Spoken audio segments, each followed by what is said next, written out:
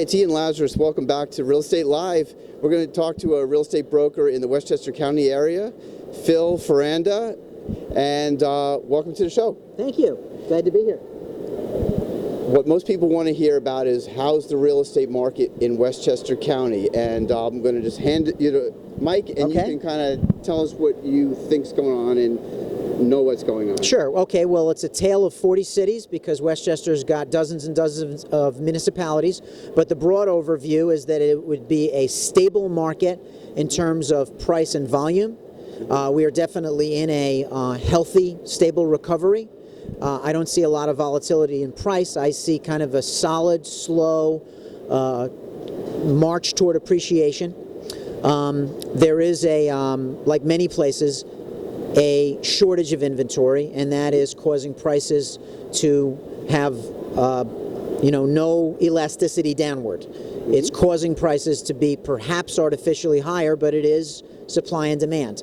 Supply is low, demand is healthy, so prices are strong. So you're seeing a less days on market?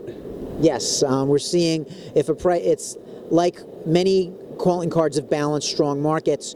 If it's priced right, it sells. If it's well appointed, aggressively priced, and well marketed, then you see a bidding war. Wow. And if it's overpriced, we know the story there. So we basically backfilled the market, so you're not going to see much downside from here for at least a certain amount of years. It's doubtful.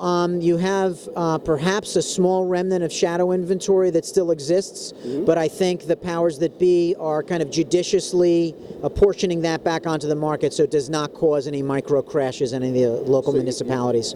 You rarely see short sales?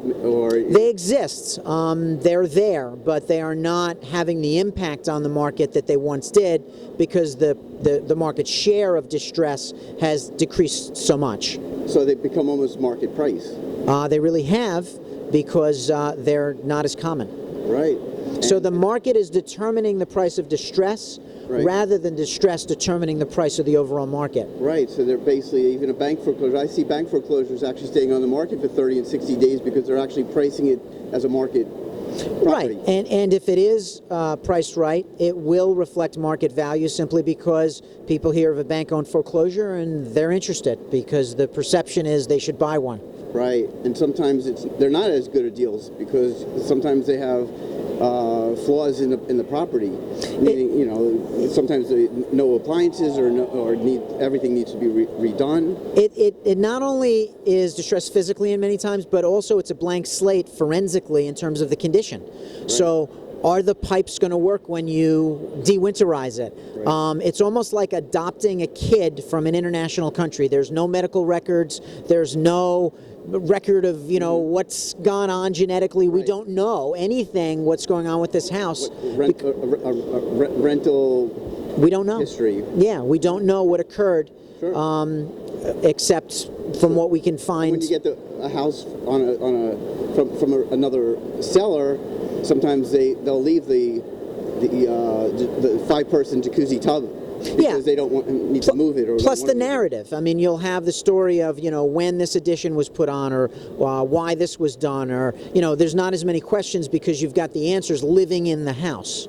So it's not really determined as much by the distressed portion of the market, that's for sure. Well, it sounds like Westchester's on the move. It sounds like you guys are doing well. We're on the move as well. Great. Thanks for stopping. My pleasure. Have a great day.